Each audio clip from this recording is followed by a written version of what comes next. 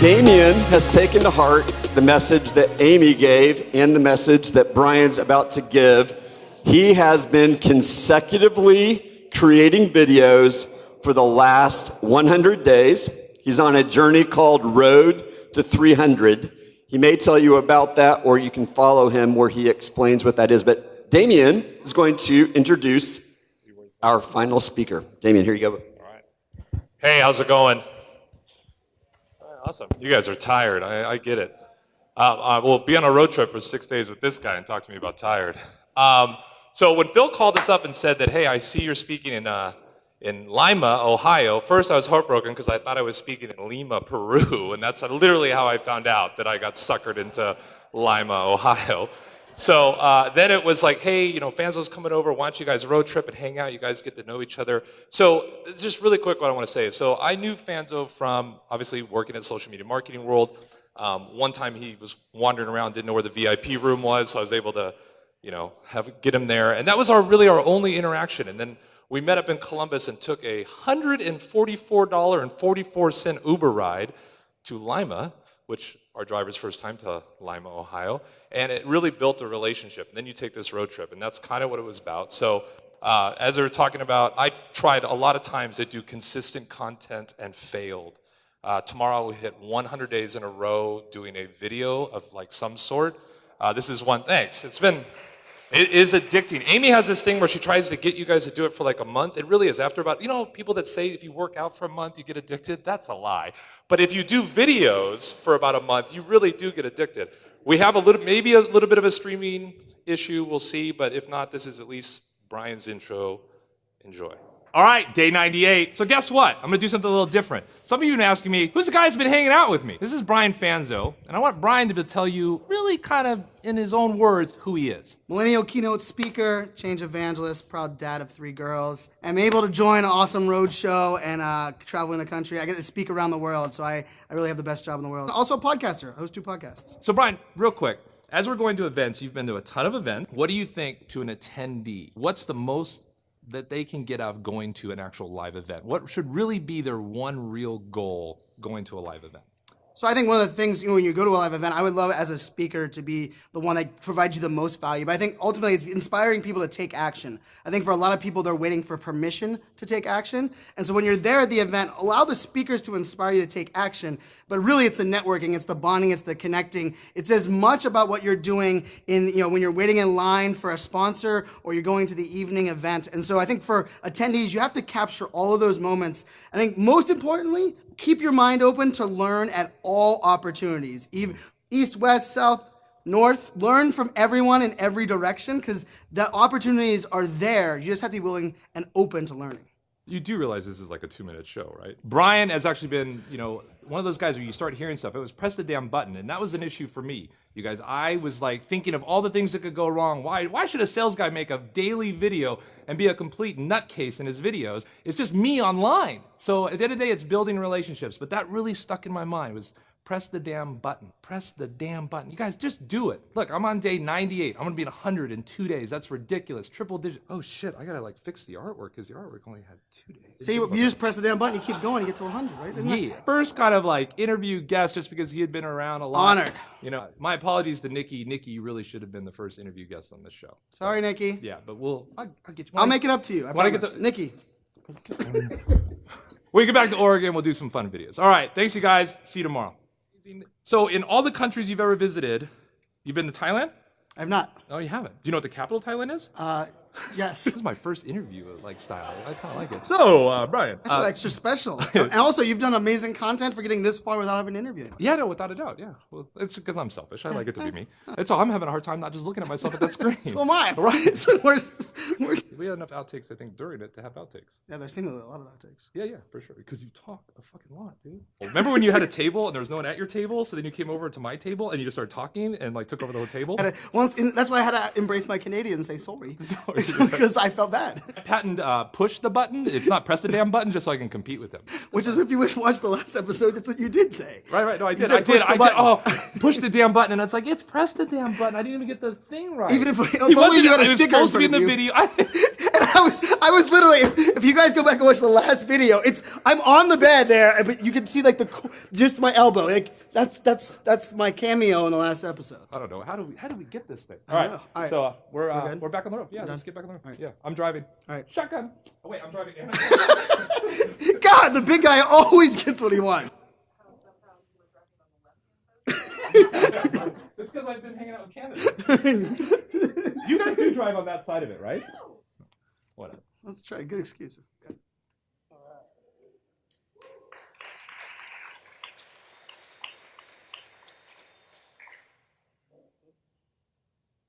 So I just created this dope website with Wix. Let me show you how I did it. First up, go to Wix.com. Now this is where the magic happens. You're gonna add it. Amy said autoplay. There you go. All right, guys. I'm excited to be here for multiple reasons. My tagline is talk fast and tweet faster.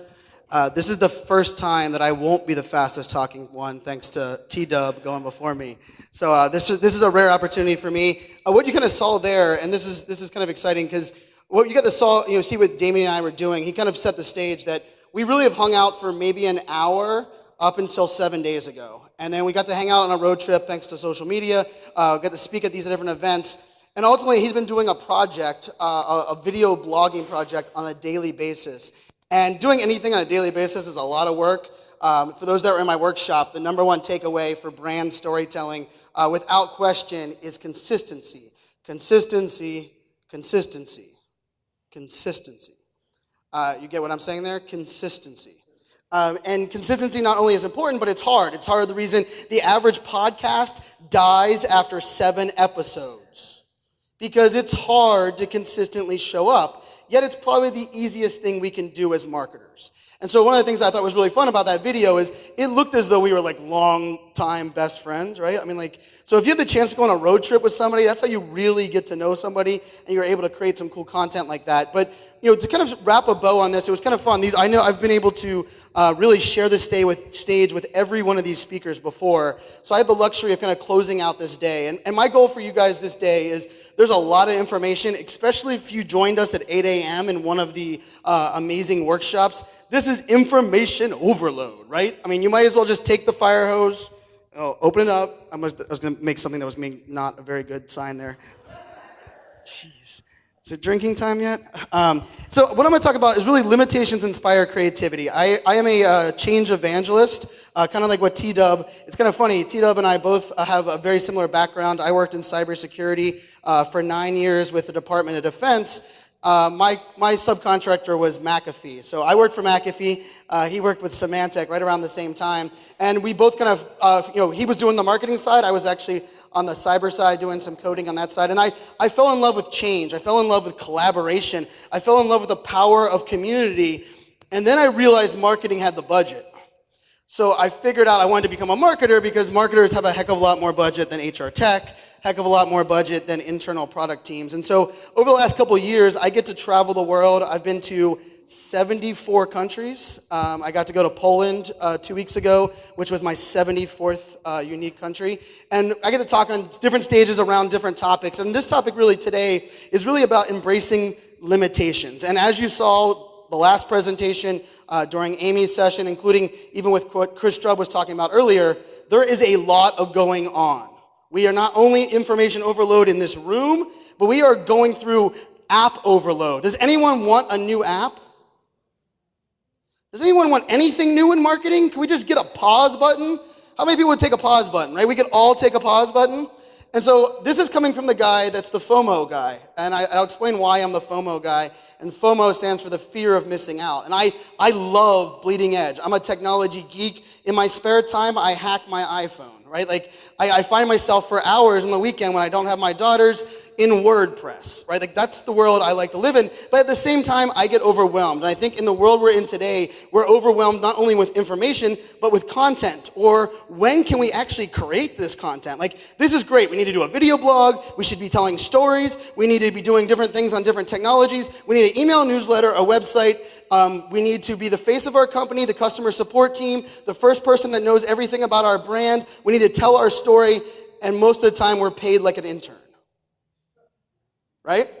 So in the world we're living in today, we have a lot of limitations. And I actually started this presentation 3 years ago called Limitations Inspire Creativity around brands that were coming to me and saying, Brian, we want to do a Snapchat campaign. We want to launch a Snapchat program, but we know that you can't measure Snapchat success. And anyone that tells me you can't measure success, I call BS. What I do believe you can't do is you can't use Snapchat directly to measure that success because it's very hard to quantify what a view is. Or it's very hard to quantify actually who consumes your content after 150 people consume your content on Snapchat. But what you can do is you can get creative. And my buddy Damien, who did the intro earlier, he had a statement in one of his videos. You have to check out the Road to 300. Awesome video blog series. Each video is about 3 to 5 minutes long. I do a video series. Each one of mine are 45 minutes long. They say brevity is very important. I just haven't got that message. But one of the things that he says on his video that I think is really important is it's not about thinking outside the box. It's about realizing the box doesn't need to exist. And we need to start pushing forward. And so rather than thinking about content for content's sake, rather than getting overwhelmed, what my job here is I want to inspire you to look at things differently. So all of those notes that you have in front of you right now today, what I want you to start thinking about throughout my presentation, start highlighting and prioritizing what you've learned today, what you've learned throughout the time. I want you to start thinking and saying, how can I start implementing this stuff today? Because there's nothing worse for me as a speaker to come back to an event a year later, have people come up to me and say, Brian, you inspired me. That session was amazing. I went and saw you at Social Media Marketing World. Everything was awesome. And I'm thinking about doing my first video. What'd you do for the last year? Like, please, for the love of God, press the damn button. I wrote it on my hat. But what I want you to think about is, how do I do that in my constraints? How do I do that in the world that I live in today? And here's the thing. Who are you going to call? Well, we're not going to call Ghostbusters because that doesn't really exist. But we are going to listen to the man, Zuckerberg. And I use this hashtag as a guy that worked in cybersecurity that understands data breaches and data leveraging in marketing. And I use the hashtag simply in Zuck, we trust, or in Zuck, I trust. I believe if you're looking at trends, if you want to see where social media is going, you start looking at what Facebook is doing. Facebook all of a sudden got into the live video game. They moved the live video icon to the bottom of your app front and center because Mark Zuckerberg believes in putting the social back in social media. And the most social way you can be on live video, the closest we can be to offline, is live video. And so it was really, a lot of these trends are being set forward by Mark Zuckerberg and Facebook. But that also means there's massive changes happening. And I don't know how many people are paying attention in January, but January of this year, I did the happy dance around my entire house. 15 minutes later, Mike Stelzner, CEO of Social Media Marketing World, Skyped me and was like, yeah, this news must make you really happy. And I was like, it does. It's really, because what we're moving away from is rewarding vanity metrics, rewarding things like views and engagement, and we're starting to want to reward people for meaningful interactions. Now, for many of us in marketing, we're like, God, please stop changing what success metrics we're using. Like, we just want one thing to prove ROI. I mean, our boss is asking about ROI every day. We just want one thing to stay still. But I think this is a good move, and I think this is exciting, that we are moving to meaningful interactions. And if you guys paid attention to Dennis Yu earlier today, or you went to Dennis Yu's session, he actually explained to you those meaningful interactions and how they reward those interactions. And I like to say, if you guys remember Yahoo groups or AOL forums, where you actually had conversations on social media, you didn't just brag about something and then, one-up them in the comments, which is what Facebook has been for the last couple of years. And so we're moving to a spot now where we're focused and rewarding meaningful interactions. And so this should be exciting, but we also have some trends that are getting us overwhelmed, or like T-Dub's presentation earlier today, or just before me, there's a lot of stuff going on. We got virtual reality. Well, that's exciting. We got, wait, what in the world is going on? Did you guys hear this? Facebook's launching a dating app. Like, we don't have enough problems with Facebook at the moment. We need a dating app. Lots of change, right? And so that change, we have to figure out, how do we embrace this change? How do we start looking at it? And I think part of this comes down to stop getting overwhelmed. One of the things with my clients when I'm working with them, I always tell them, let's focus on marketing where your clients and customers are today while listening for where they're going to be tomorrow. Virtual reality and augmented reality, it's coming. It's coming. But I can promise you, a lot of you have not pressed the button on your first live video. You will never get into virtual reality or augmented reality until you start embracing video. So let's crawl, walk, run. I like to use the Bill Murray. Everyone's seen that movie, right, with Bill Murray? Baby steps to the elevator, right? Baby steps to innovation. Baby steps to virtual reality, augmented reality, artificial intelligence, blockchain, cryptocurrency, all of that stuff that's coming down the pace. And so I want us to start looking at change a little bit differently because we do have to embrace it. Because those that do not embrace change today become Blockbuster. Or for all of us marketers, we have to be really excited that we can stop using Blockbuster as an example, because now we can say Toys R Us. If you do not embrace change, if you don't set yourself up to leverage the power of new technologies, better understand your customers and clients, you will become Blockbuster. But that does not mean you have to go all in on one technology. I've had 2 clients come to me. They said, Brian, I saw you speak. I'm so damn inspired to do live video. I deleted my email address book for my entire company. We're no longer using an email newsletter. What the hell are you doing? I didn't say all or nothing. And coming from the cybersecurity world, that's how everything works there. And I'm going to use this as a perfect example of not going all or nothing. When I worked at the Pentagon, I worked at the Pentagon for 4 years, and we had a major problem with security, get people logging onto machines and our passwords. And so we had a 6-character password at the time. And we decided we needed to move that character password from 6 characters to 30 characters. 30 characters without any word that is in the actual dictionary a part of those 30 characters. So this was our version of, okay, well, we're unsecure, let's just go all in. Well, guess where everyone stored that password? On a sticky note under their keyboard. So all of a sudden we went all or nothing in security, and we went from 6 to 30 because we're going to be more secure, and we were far less secure.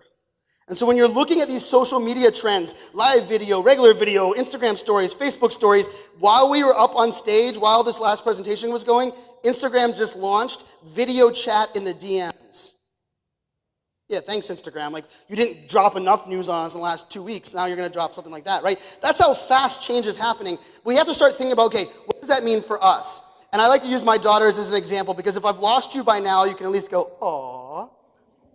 Those are my 3 girls. I have an 8, a 7, and a 4-year-old. And I've learned a lot being a dad. And one of the things especially that I learned was you can't force change.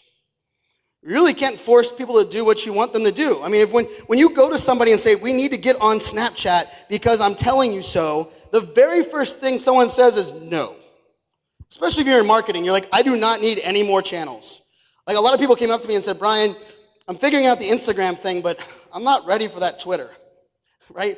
I'm not ready to get on Twitter, right? That's something, and Twitter has changed my life. I absolutely love Twitter, but we have to start thinking about things and saying, how do we teach change? How do we inspire change? You know, there's some breweries. We got some breweries and beer love in the house here. I got to go to the Hopping Gnome here last night. A big shout out to them. Really cool spot if you guys haven't checked them out. Definitely check them out. I was sporting the shirt last night in a conversation. But one other thing I think is interesting when we look at change, we look at, you know, even the beer industry or the industries that are out there, you know, it's all about understanding change. It's about understanding where things are going. And so we have to inspire change. We have to motivate change. And my youngest brother, he does some things in the master brewing space for a brewer in Dallas, Texas. And he wanted his boss to embrace Facebook Live, to bring Facebook into the back room of the brewing process and follow around the master brewer. And it was a great idea. And he went into his boss and said, boss, I want you to do Facebook Live.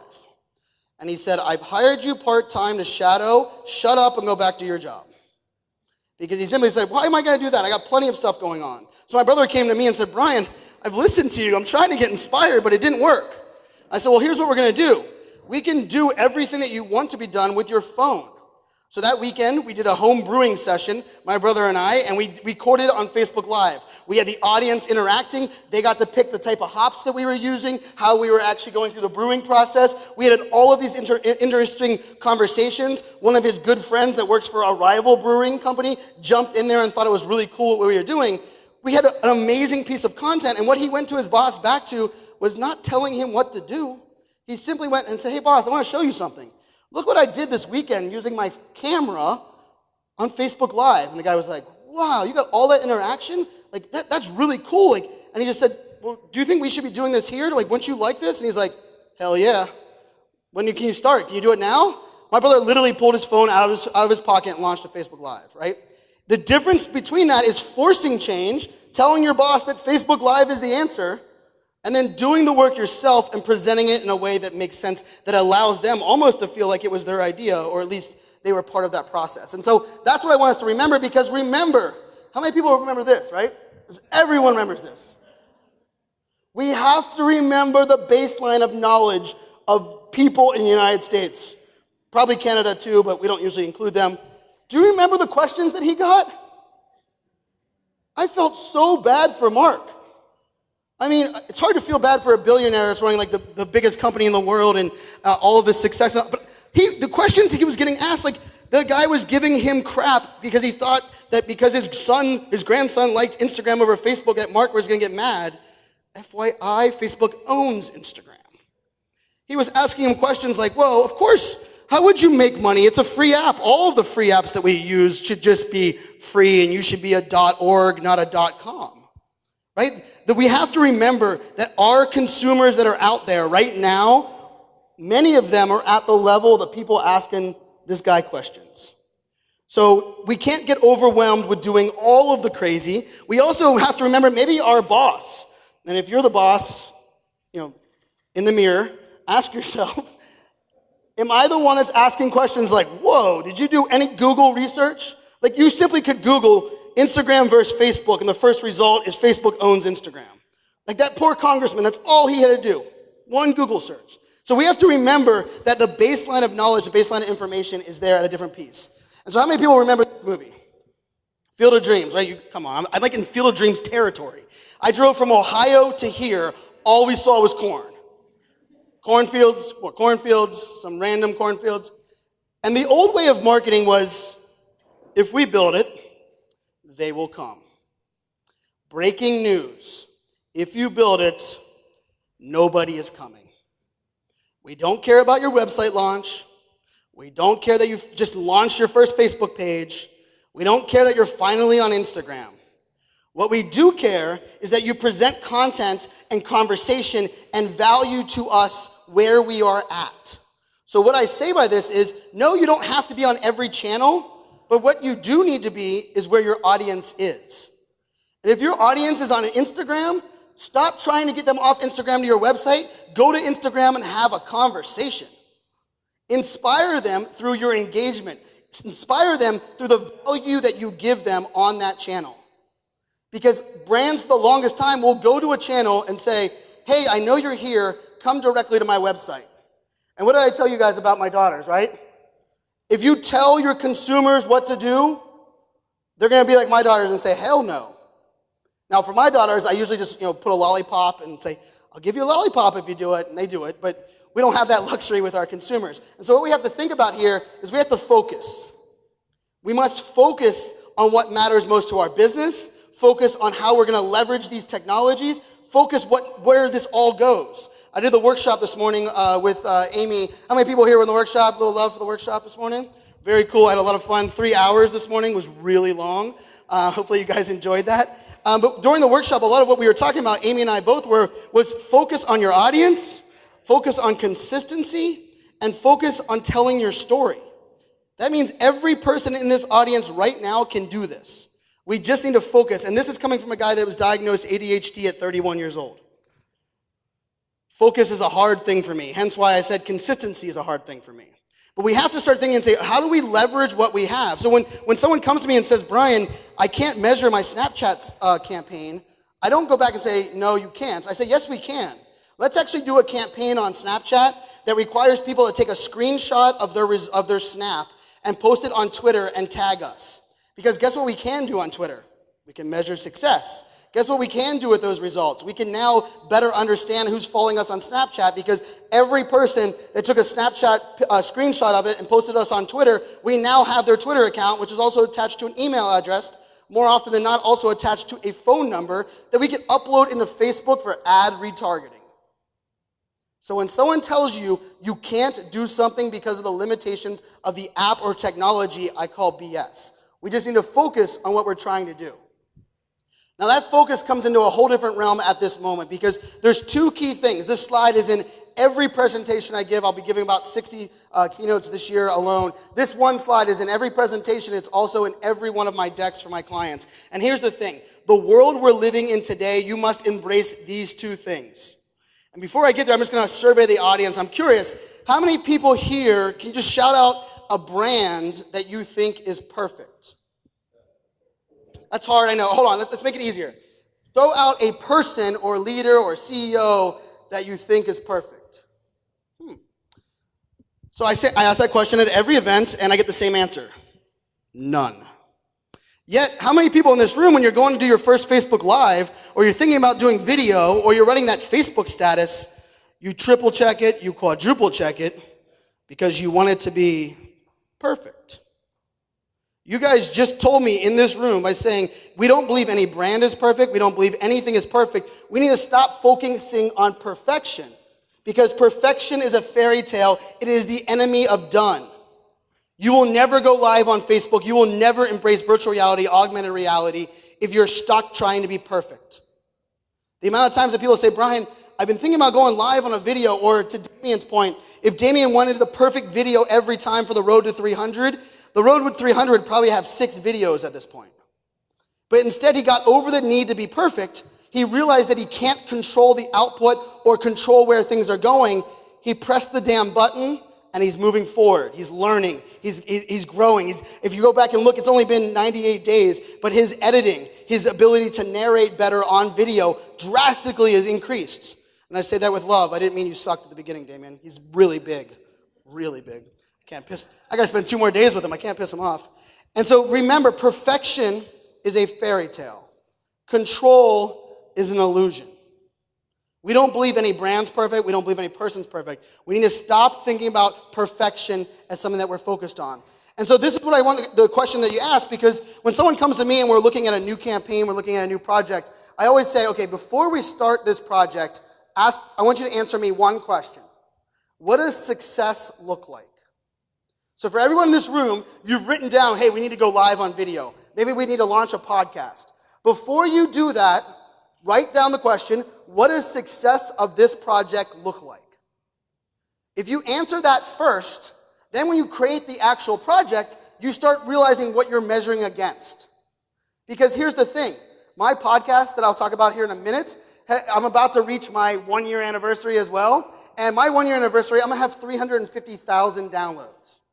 Very excited. They're about to reach their first anniversary and have 5 million downloads. But mine has actually generated, my podcast alone has generated me 14 paid speaking gigs. So when I measured success in my podcast, I never said be on the front page of iTunes, get more downloads than everyone else. Now, hell yes, would I love that success. But when I defined success on my podcast, I said, I want to establish myself as a thought leader without a niche. I know, it's kind of crazy, but I don't really have a niche. I like to talk about everything, which is my niche, that I talk about everything, not just one thing, which is kind of funny. My niche is I don't have a niche. But my podcast success, when I said, Brian Fanzo, what does success of the FOMO Fans podcast look like? I said, I want to establish thought leadership and generate social media leads for my keynote speaking business. For me, that podcast is successful as hell because I defined success first. Right? And so that also is a different one, because when I talk about this is something that we have to embrace. This is one of my favorite stats. 3 out of 4 millennials today would choose an experience over a product or something desirable. Now remember, millennials are like under the age of 37. They currently make up 55% of the e-commerce spend online. You have to ask yourself, in your marketing campaigns, do you market to the 1/4 of this group or the 3/4? If what you're posting on social media is about what you do, what you sell, breaking news, what you do is boring. Breaking news, millennials, Gen Zs don't care. But if you talk about what it's going to enable, the experience it's going to create, even talking a customer testimonial where, I didn't introduce myself up here. I had the largest guy in the room introduce me, because having someone else provide your information, and we've heard that multiple times on the stage. Dennis Yu talked about the importance of leveraging those other pieces. And when we think about experiences, we have to start thinking about that moving forward. And we must ask ourselves, What does success look like of those experiences? What does success look like as we move forward? And so I talked about this podcast, and here's my podcast. And interestingly enough, when I talk about embracing limitations, the podcast itself, when I created it, my goal was to get leads for speaking. And the odd part about it is a lot of times I get a lead that says, Brian, I've never heard of you, which is like, okay, that's a nice way to start your email, thanks. And I don't follow you on social media. Someone recommended your podcast, fell in love with your podcast. I would like you to come keynote episode 33 at my event. So I spoke at the U.S. Sailing Leadership Forum earlier this year, and I gave the keynote episode 33. Now, I didn't do the podcast thinking that each one of my episodes was their own keynote title, because that'd be kind of ridiculous, but that was a byproduct of what I did. Now, here's the interesting part about this. When you're doing podcasting, one of the big numbers that we use to measure success is downloads or subscriptions. Well, now subscriptions, but downloads was the big number. But for me, remember, my goal wasn't downloads. My success metric of my podcast was generating leads for my speaking business. So guess what I did differently than every other podcast is I don't just create a podcast. I actually record my podcast live on Facebook Live every Monday at 4 p.m. Eastern, unless I'm traveling on some crazy road trip with a bunch of people. But every Monday at 4 p.m., I go live with my podcast. It's a live video that people can watch. I then take the audio, and I download it and upload it into the podcast player.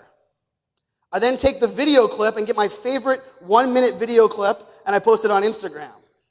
I then take my favorite 2-minute and 20-second clip, and I post it on Twitter. I then take my favorite 5-minute clip, and I post it on LinkedIn. I upload my podcast, the audio, to a tool called rev.com, which then transcribes my entire audio, not usually well because I talk really fast, but well enough. I then create that as a blog post and embed the podcast with the video inside of my blog.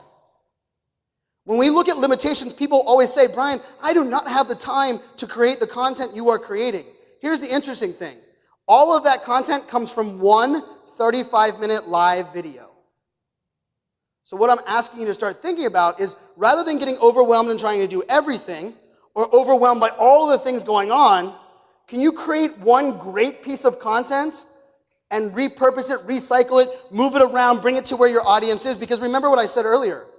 The field of dreams marketing is over. It's no longer about making people, for me, because my success is leads, it's no longer about getting them to just download the podcast. I don't care if they download the podcast, watch it on live video, only like the 1-minute clips. I did have someone actually send me an email 2 weeks ago, and they said, Brian, I've never listened to your podcast, but I love it. I was like, what does that mean? Like, I just like the 1-minute clips that you put on Instagram, because apparently that's like the 1 minute it's really good, and I don't want to waste my time with the other 29 minutes. I just replied, thanks. I didn't really know it. I'm not lost for words very often, but that one I was like, oh, okay, that's interesting. But what I want to think is, like, this is all content on the outside of this circle based on one 35-minute piece of content. So I don't care if it's a podcast, a video blog, a new blog, a website, Instagram, whatever you're doing, you have to look at the limitations and say, how can I get creative? If I had to write a blog every single week, write an Instagram post every single day, create a LinkedIn video every single day, a Twitter video every single week. If I had to do all of that, I would be unemployed and I would be sitting on my couch because I would have no time with my kids, I'd have no time traveling the world. But I upcycle one 35-minute piece of content. And so what I want you to start thinking about is, how can we keep it simple, stupid? How can we go back and say, hey, we've learned all of these things thanks to this great event in this room. How can I add simplicity and execute on something?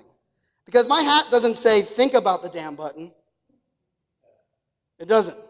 And everyone in this room, I know you're overwhelmed. I know you're thinking about the bar that we're going to get in a couple of minutes. And I know you have lots of notes. But the worst thing you can do is go home, go back to your office, and be overwhelmed by all of this information, get into this detox and not know where we're going, and all of a sudden say, well, I learned all this stuff, but I don't really know where to start, so I'll just go back to doing what I normally do.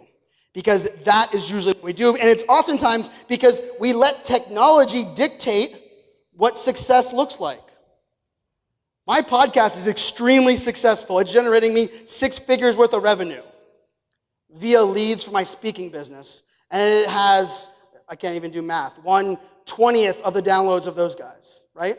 You have to measure success for yourself. When you define what success looks like before you do a project, you stop comparing yourself to anyone else. And I told this story this morning, but I work with a titling company in Arizona, and the titling company has been a great client. They're getting all of their sales team on video by the end of the year. But the interesting part was they were telling me their video wasn't very successful, and I went and watched their videos on YouTube, saw what they were doing on Facebook. I was like, how are they not very successful? And they flashed me to a video of iJustine. Anybody know who iJustine is?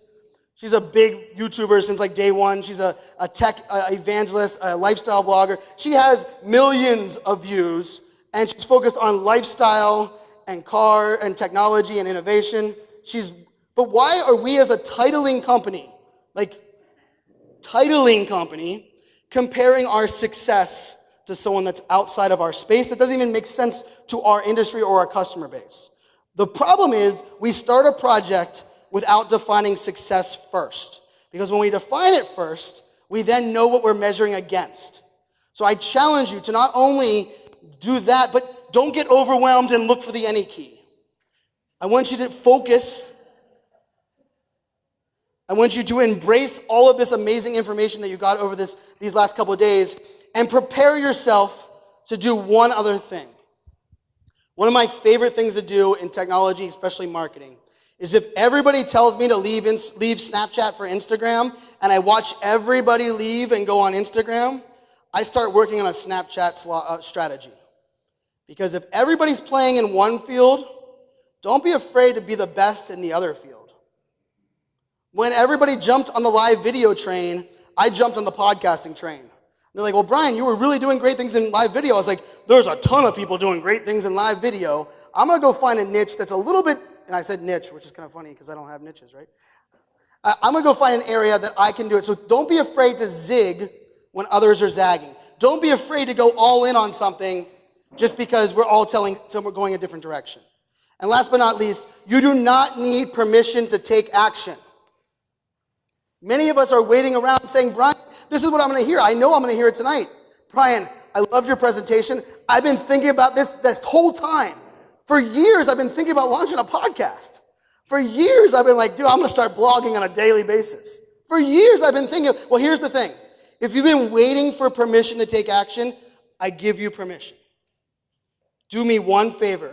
Press the damn button. Take what you've learned from today, put it into action, and then we'll go get some drinks. Sound good? Thank you guys very much.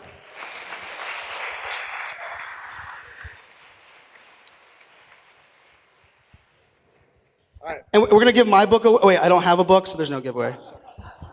Hey, stay here.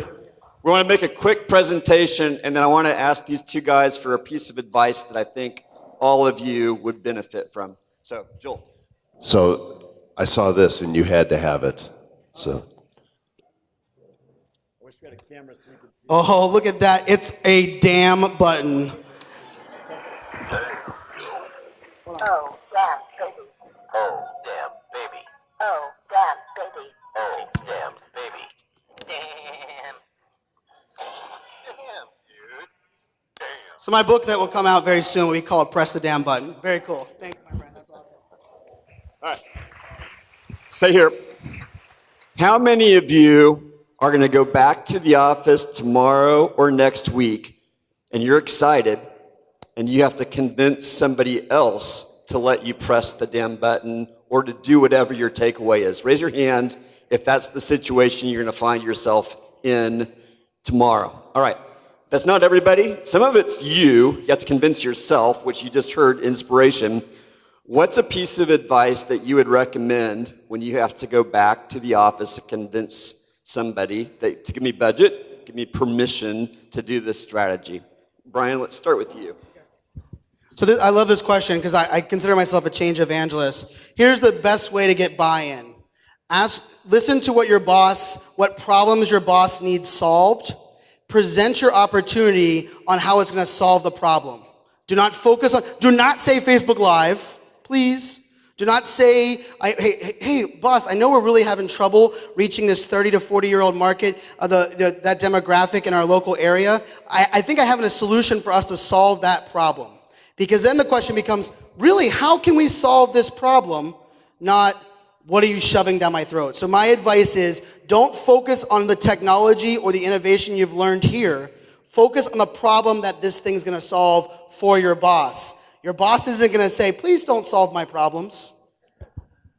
That's excellent. I'll just piggyback on that. It's easier to ask for forgiveness than permission, right? And so if you see an opportunity, just make sure you're getting, your responsibilities done, but go ahead and try some stuff and bring real results from the get-go. So you're actually bringing data to the table. That's going to get their attention as well.